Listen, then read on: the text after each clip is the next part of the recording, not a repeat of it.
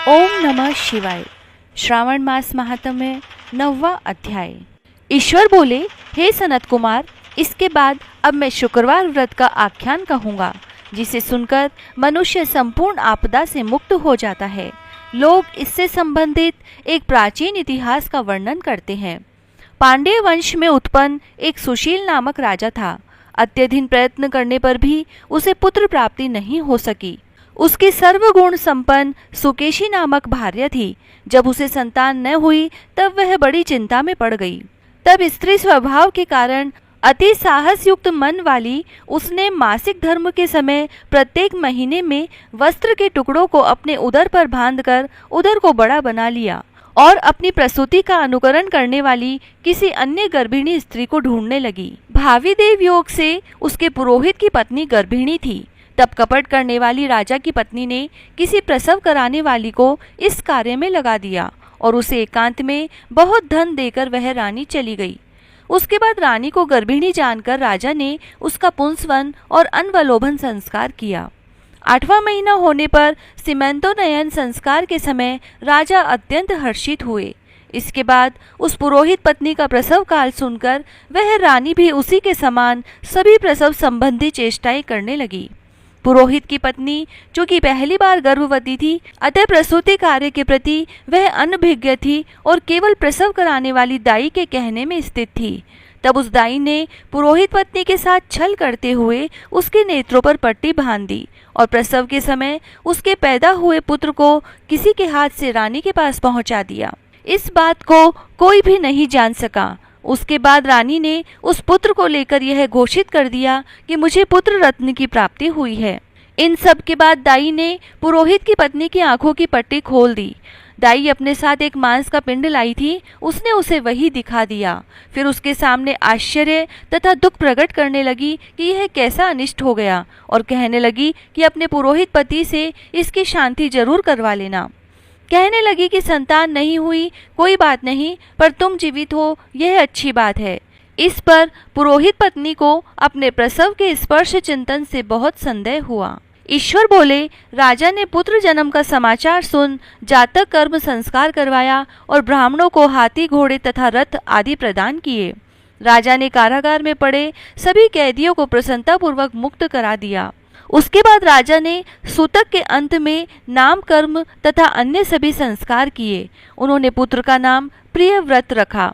हे सनत कुमार, इधर श्रावण मास के आने पर पुरोहित की पत्नी ने शुक्रवार के दिन भक्ति पूर्वक देवी जीवंतिका का पूजन किया। दीवार पर अनेक बालकों सहित देवी जीवंतिका की मूर्ति लिखकर पुष्प तथा माला से उनकी पूजा करके गोधूम की पीठी के बनाए गए 5 दीपक उनके सम्मुख उसने जलाए और स्वयं भी गोधूम का चूर्ण भक्षण किया और उनकी मूर्ति पर चावल फेंका और कहा, हे जीवंती, हे करुणार्वे, जहाँ भी मेरा पुत्र विद्यमान हो आप उसकी रक्षा करना।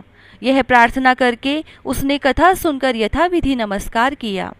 तब जीवंतिका की कृपा से वह बालक दीर्घायु हो गया और वे देवी उसकी माता की श्रद्धा भक्ति के कारण दिन रात उस बालक की रक्षा करने लगी। इस प्रकार कुछ समय बीतने पर राजा की मृत्यु हो गई। तब पितृभक्त उनके पुत्र ने उनकी पारलौकिक क्रिया संपन्न की। इसके बाद मंत्रियों तथा पुरोहितों ने प्रियव्रत को राज्य पर अभिषिक्त किया। तब कुछ वर्षों तक प्रजा का पालन करके तथा राज्य भोग कर वह पितरों के ऋण से मुक्ति के लिए गया जाने की तैयारी करने लगा। राज्य का भार वृद्ध मंत्रियों पर भक्तिपूर्वक सौंपकर और स्वयं के राजा होने का भाव त्याग कर उसने कार्पटिक का भेष धारण कर लिया और गया के लिए प्रस्थान किया। मार्ग में किसी नगर में किसी गृहस्थ के घर में उन्होंने निवास किया। उस समय उस गृहस्थ की पत्नी को प्रसव हुआ था। इसके पहले षष्ठी देवी ने उसके 5 पुत्रों को उत्पन्न होने के 5वें दिन मार दिया था। यह राजा भी उस समय 5वें दिन ही वहां गया हुआ था। रात में राजा के सो जाने पर उस बच्चे को ले जाने के लिए षष्ठी देवी आई। जीवंतिका देवी ने उस षष्ठी देवी को यह कहकर रोका कि राजा को लांघकर मत जाओ। तब जीवंतिका के रोकने पर वह षष्ठी जैसी आई थी वैसे ही चली गई। इस प्रकार उस गृह स्वामी ने उस बालक को 5वें दिन जीवित रूप में प्राप्त किया। ये लोग इतने प्रभाव वाले हैं, यह देखकर उस गृहस्थ ने राजा से प्रार्थना की हे राजन, आपका निवास आज के दिन से मेरे ही घर में हो। हे प्रभु, आपकी कृपा से मेरा यह छठा पुत्र जीवित रह गया है। उसके इस प्रकार प्रार्थना करने पर करुणानिधि उस राजा ने कहा कि मुझे तो गया जाना है। तब राजा गया के लिए प्रस्थान कर गए। वहां पिंडदान करते समय विष्णुपद वेदी पर कुछ अद्भुत घटना हुई। उस पिंड को ग्रहण करने के लिए 2 हाथ निकल कर आए। तब महान विस्मय युक्त राजा संशय में पड़ गए और पुनः पिंडदान कराने वाले ब्राह्मण के कहने पर उन्होंने विष्णु पद पर पिंड रख दिया। इसके बाद उन्होंने किसी ज्ञानी तथा सत्यवादी ब्राह्मण से इस विषय में पूछा। तब उस ब्राह्मण ने उनसे कहा कि ये दोनों हाथ आपके पितर के थे। इसमें संदेह हो तो घर जाकर अपनी माता से पूछ लीजिए, वह बता देगी। तब राजा चिंतित तथा दुखी हुए और मन में अनेक बातें सोचने विचारने लगे।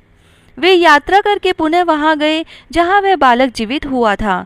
उस समय भी उस स्त्री को पुत्र उत्पन्न हुआ था और वह उसका 5वां दिन था। वह जो दूसरा पुत्र हुआ था उसे लेने रात में फिर वही षष्ठी देवी आई। तब जीवंतिका के दोबारा रोके जाने पर उस षष्ठी देवी ने उनसे कहा, इसका ऐसा क्या कृत्य है, अथवा क्या इसकी माता तुम्हारा व्रत करती है जो तुम दिन रात इसकी रक्षा करती हो। तब षष्ठी का यह वचन सुनकर जीवंतिका ने धीरे से मुस्कुराकर इसका सारा कारण बताया। उस समय राजा शयन का बहाना बनाकर वास्तविकता जानने के लिए जाग रहा था। अतः उन्होंने जीवंती और षष्ठी दोनों की बातचीत सुन ली। जीवंती ने कहा, हे षष्ठी, श्रावण मास में शुक्रवार को इसकी माता मेरे पूजन में रत रहती है और व्रत के संपूर्ण नियम का पालन करती है। वह सब मैं आपको बताती हूँ। वह हरे रंग का वस्त्र तथा कंचुकी नहीं पहनती और हाथ में उस रंग की चूड़ी भी नहीं धारण करती। वह चावल के धोने के जल को कभी नहीं लांघती, हरे पत्तों के मंडप के नीचे नहीं जाती और हरे वर्ण का होने के कारण करेले का शाक भी वह नहीं खाती है।